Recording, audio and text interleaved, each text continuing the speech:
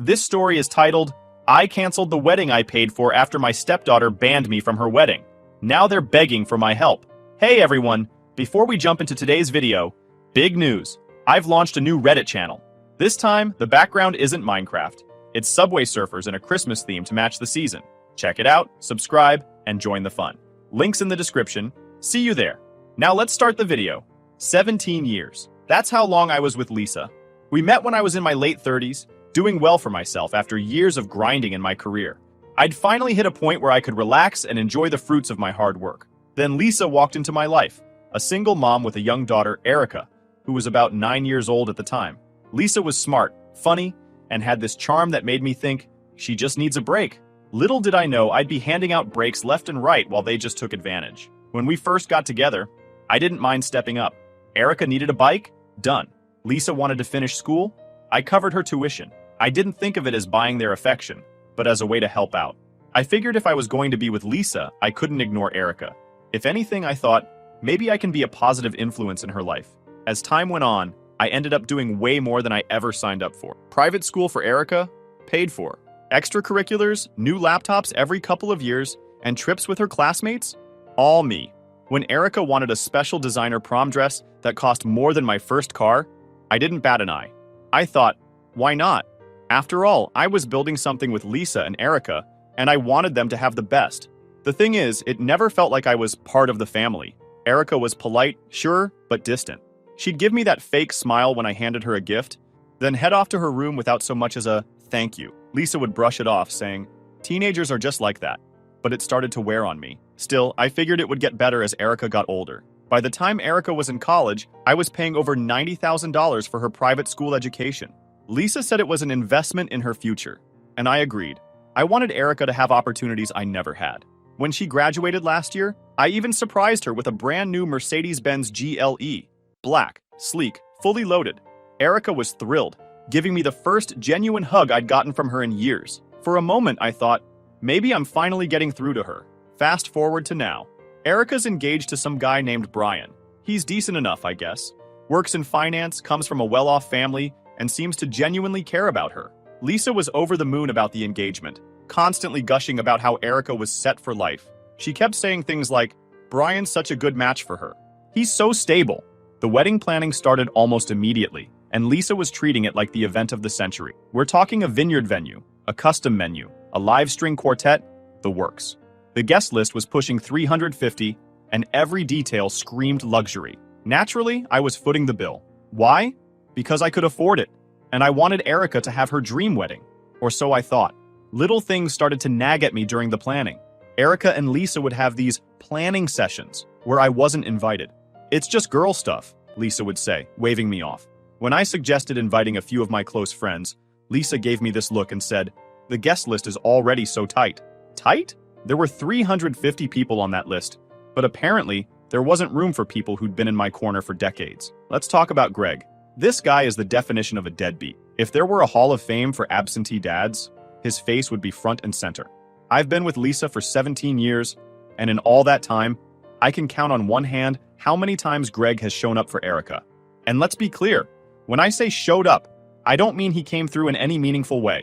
No, I'm talking about the kind of appearances where he rolls in, drops a few half-assed compliments, and then vanishes before the dishes are clean. The thing that gets me, though, is how Erica sees him. To her, Greg is some kind of superhero. When she was younger, she'd run to the door yelling, Dad's here, like he was Santa Claus.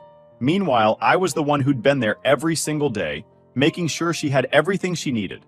I don't know what fairy tale she's telling herself, but the reality is, Greg hasn't contributed a single cent to her life. No child support, no birthday presents, not even a lousy card. One time, Lisa told me Greg had a rough patch after the divorce. Apparently, the poor guy needed space to figure things out.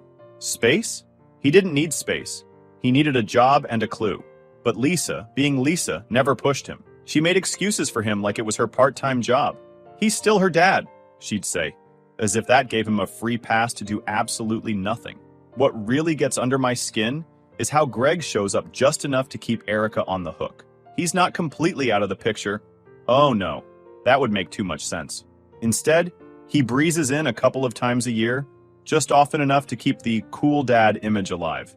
He'll take Erica out for dinner at some mid-tier chain restaurant, give her some vague advice about life, and then disappear for months. And every time Erica comes back beaming, like she just spent a weekend with Oprah. And don't even get me started on Lisa's role in all this. She's always made sure Greg had a seat at the table, figuratively and literally. One time, he called to say he wanted to see Erica. This was after a solid year of radio silence, mind you. Lisa practically rolled out the red carpet for him. She cooked this big dinner, made sure Erica was all dressed up, and even asked me to step out for the evening so they could have family time. I'll admit, that one stung. But I played along because I didn't want to be the bad guy. I figured if Erica needed Greg in her life, I wasn't going to stand in the way. I thought I was being the bigger person. In hindsight, I was just being a sucker. The thing is, Greg doesn't even try to pretend he's involved. He's not showing up at Erica's school events or helping her move into her college dorm. He didn't chip in for her tuition, books, or anything else. But somehow, he gets to waltz into her life and be dad. While I'm just, what? The guy who pays for everything? The glorified babysitter? It's insulting. One time I tried to bring this up with Lisa. I told her, you know, it feels like I'm doing all the heavy lifting while Greg gets all the praise. She gave me this tired look, like she'd heard it all before and said, you're overthinking it. Erica loves you. Greg's just Greg. What does that even mean? Greg's just Greg?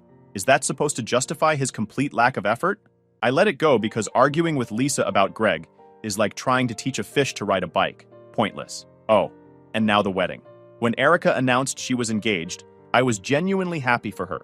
I thought, this is my chance to really be a part of something special. The worst part was the wedding invitation. When they arrived, I opened mine, expecting to see my name somewhere, anywhere. But nope, there it was in black and white. Greg Reynolds, father of the bride. Not a mention of me. I didn't even get a footnote. It was like I didn't exist. I thought about confronting Erica about it, but honestly, what would be the point?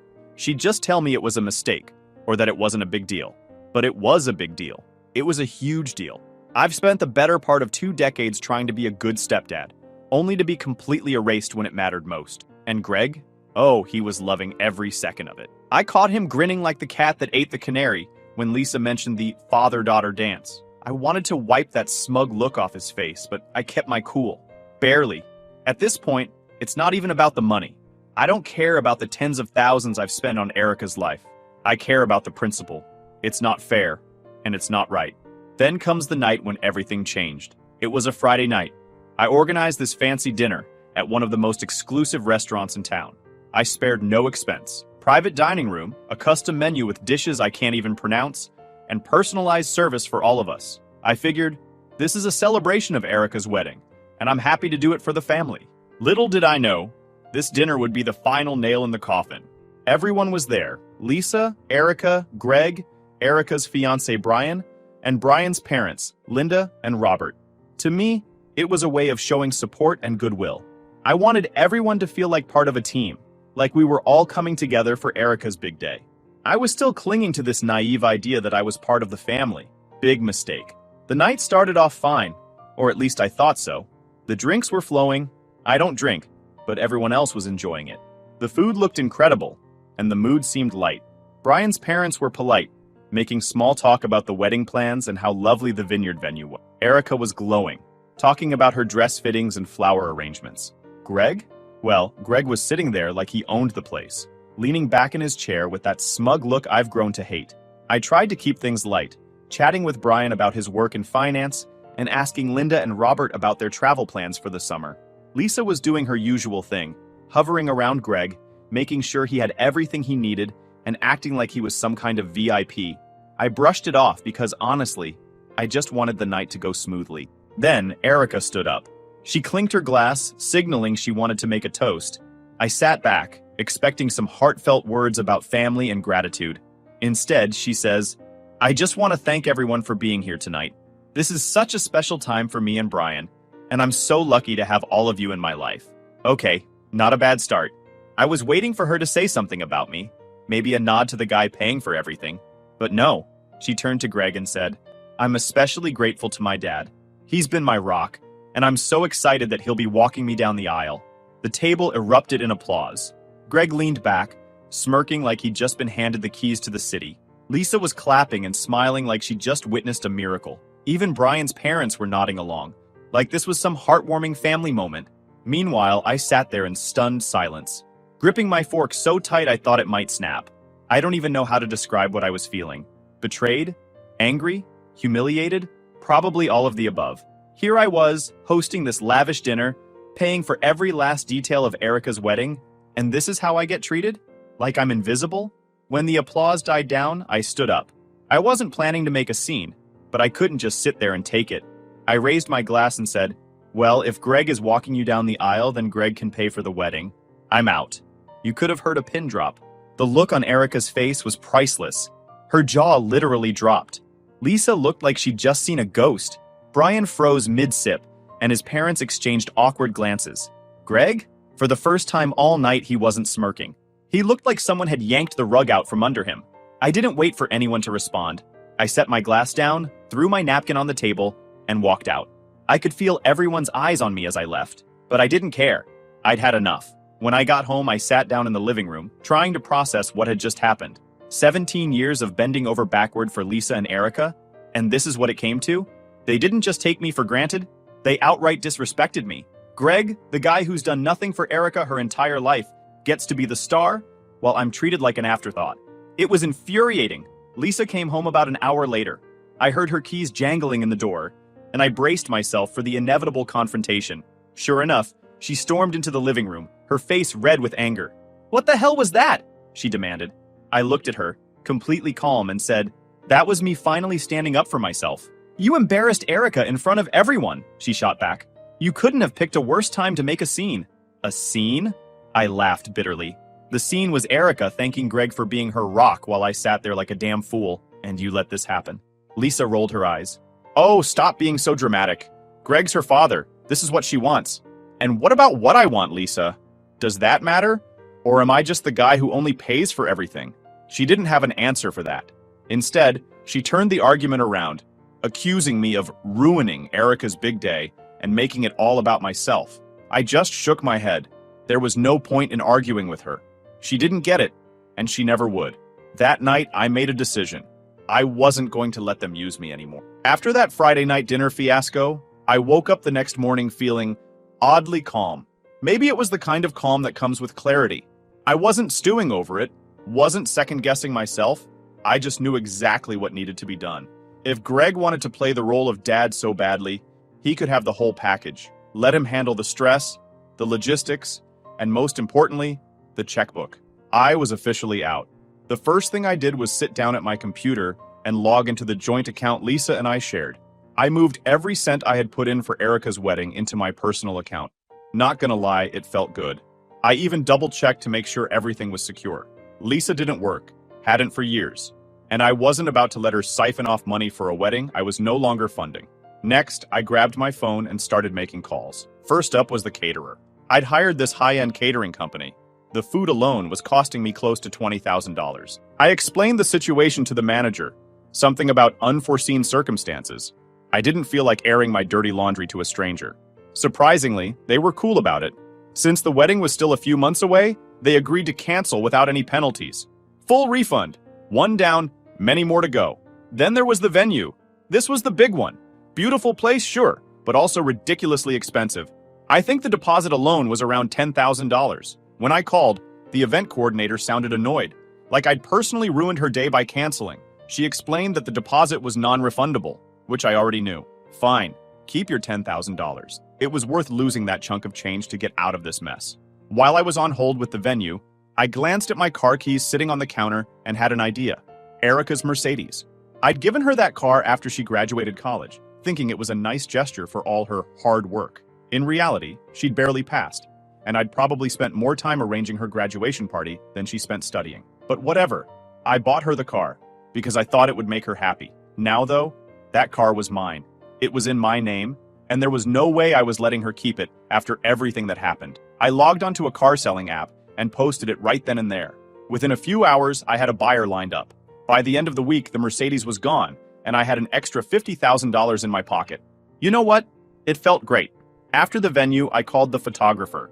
This was another expensive booking because Erica and Lisa insisted on hiring some award-winning artist who didn't just take photos, but captured memories, whatever that means. The guy was surprisingly understanding. He even said he had a wait list of couples who'd been hoping to snag my date, so he was happy to refund the deposit. I spent the rest of the day going down the list of vendors: the florist, the band, the cake designer. Every phone call was another small victory. Most of them were polite, a few were annoyed, but I didn't care.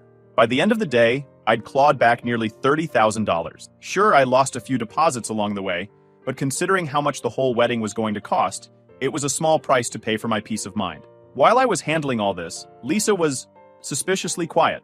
She knew I was upset after the dinner, but I don't think she realized just how serious I was. She didn't ask me what I was doing or where I was going, which was unusual for her. Normally, she was all up in my business, but now, radio silence. I think she assumed I'd cool down after a day or two, and things would go back to normal. By the time Lisa finally confronted me, I was already halfway through dismantling Erica's dream wedding.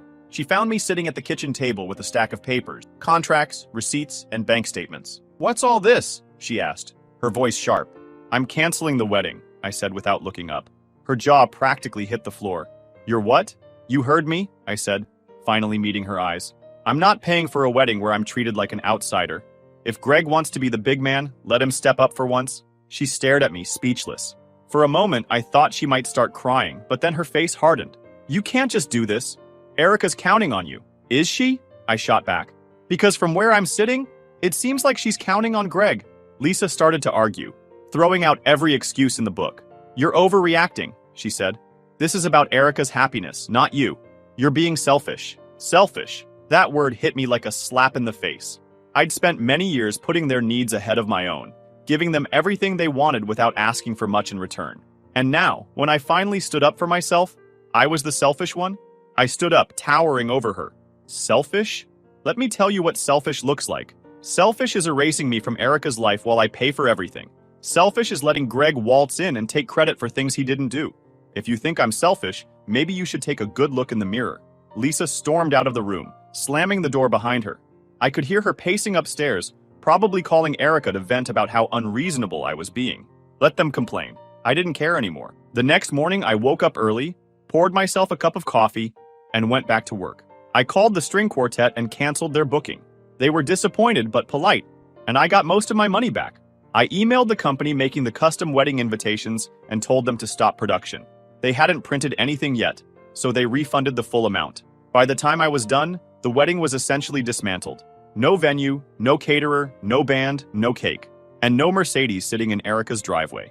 It was like the wedding had never existed, and honestly, it felt like a weight had been lifted off my shoulders. Lisa didn't say much after that.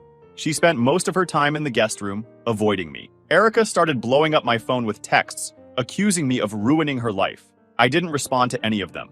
I was done being their doormat, and I wasn't about to apologize for taking back control of my own life. When the last vendor confirmed the cancellation, I closed my laptop and leaned back in my chair, feeling something I hadn't felt in years. Peace.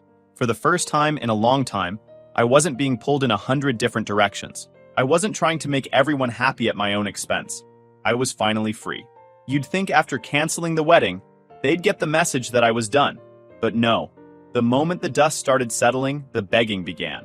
First it was Erica, then Lisa, and eventually even Greg decided to throw his hat into the ring. Let me tell you, watching them scramble was equal parts satisfying and pathetic. It started with Erica. A few days after I pulled the plug, she texted me. No apology, no acknowledgement of how things had played out, just straight to the guilt trip. "I don't understand why you're punishing me. I just wanted my dad involved in my wedding. Can't you be happy for me?" I stared at my phone, trying to decide if it was worth replying.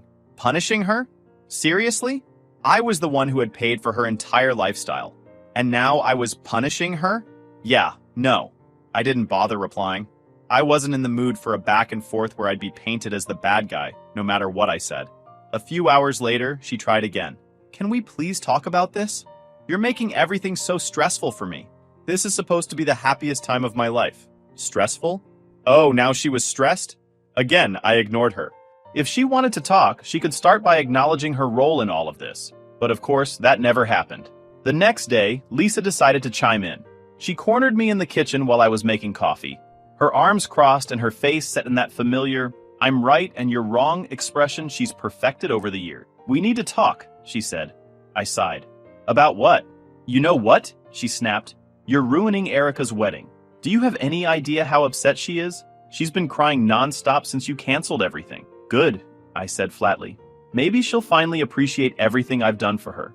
Lisa looked at me like I'd just grown a second head. You can't be serious. You're acting like a child. This isn't about you. It's about Erica. And yet, I said, leaning against the counter, I was the one paying. So yeah, it is about me.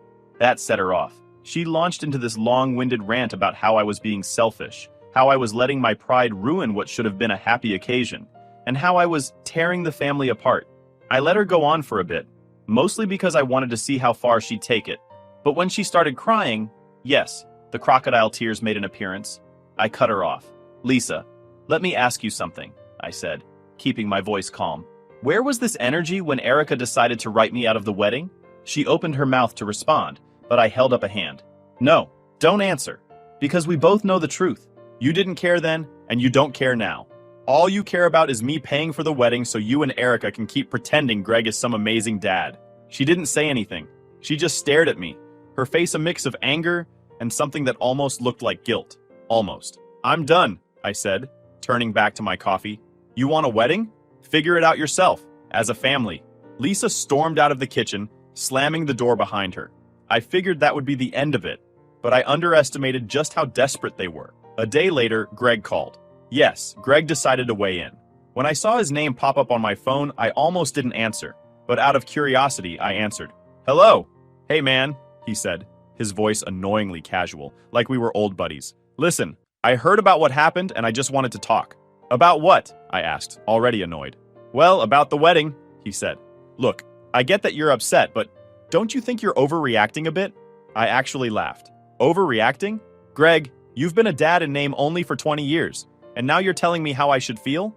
He ignored that and kept going. I know I haven't been as involved as I could have been, but this isn't about us. It's about Erica. She's devastated, man. Can't you just let it go for her sake? Let it go? The audacity of this guy. I'd spent years cleaning up his messes, and now he had the nerve to tell me to let it go. Greg, let me make something clear, I said, my voice steady. You wanted to play dad? Great. Step up and be a dad for once. Otherwise, don't bother calling me again. There was a long pause on the other end, and for a moment, I thought he might actually step up. But no, of course not. Instead, he muttered something about doing my best, and hung up. Typical. The final act in this circus came a few days later when Erica showed up at the house. She looked tired, like she hadn't slept in days, but I wasn't about to let that guilt me into caving. I just don't understand why you're doing this, she said, her voice trembling. You've always been there for me. Why are you turning your back on me now? I crossed my arms and looked at her. Erica, let me ask you something. When you decided to write me out of your wedding, no mention in the invites, no father-daughter dance, nothing. Did you ever stop to think about how that would make me feel? She didn't answer. She just looked down at her hands, fidgeting with the strap of her purse. I've tried so hard with all I could to be a father to you, I continued. I've wanted to make sure you live the best life. And yet, when it really mattered, you chose Greg. That's okay, it's up to you, but don't expect anything from me. She started crying, but I didn't budge. I'd given her every opportunity to make things right, and she'd chosen to ignore them. This was the bed she'd made, and now she had to lie in it. When she left, I felt a weird mix of emotions. Part of me was sad. It's not easy to watch someone you care about walk out of your life. But mostly, I felt relieved. It didn't take long after the begging tour for the final blow to land. I thought they might finally get the hint after Erica's meltdown at the house. But nope, they weren't done yet. If anything, the silence that followed felt more like the calm before the storm. A week passed without a word from Lisa, Erica, or Greg. Honestly, I thought it was over. I started settling into my new normal, working, relaxing, and enjoying the peace that came from not dealing with their drama every day. But of course, that couldn't last. One Thursday afternoon, I was at work, going over some documents, when my phone buzzed. I almost ignored it, but something made me glance at the screen. The number wasn't saved in my contacts, but it looked vaguely familiar. Against my better judgment, I picked up. Hello? Hey, it's Greg. Of course it was Greg. I leaned back in my chair, already bracing for whatever nonsense he was about to throw at me. What do you want, Greg? Look, man, he started, his voice overly casual. I know things have been rough lately, and I hate to be the one to bring this up, but we've got a problem. We? I said, raising an eyebrow. What's this we you're talking about? There was a pause on the other end, and I could almost hear the wheels turning in his head. Look, I get it, he said finally. But the thing is, I can't afford it. Erica and Lisa are counting on you. Not my problem, I said bluntly. He started to argue, but I hung up before he could get another word in. I didn't have time for his nonsense. And honestly, I'd already wasted enough of my life cleaning up after him. That night, Lisa decided it was her turn to make a last-ditch effort. I was in the living room, flipping through channels, when she walked in holding a letter. Her face was tight, like she was trying to hold it together. "What's that?" I asked, not even looking up. "It's from Erica," she said quietly. "She asked me to give it to you." I glanced at the envelope but didn't move to take it. "What does she want now?" "She's sorry," Lisa said, sitting down on the couch across from me. "She knows she hurt you and she wants to make things right." I raised an eyebrow. "Does she? Because the last time I checked, her idea of making things right was asking me to pay for a wedding I've been cut out of." Lisa sighed, her shoulders slumping. "Can you just read it, please?" Reluctantly, I took the envelope and opened it. The letter was handwritten, which surprised me. I figured Erica would just text me again, but I guess she thought this would feel more personal. The letter was long, too long, honestly, and full of the usual excuses. "I'm sorry if I made you feel like you weren't part of the family. I didn't mean to exclude you.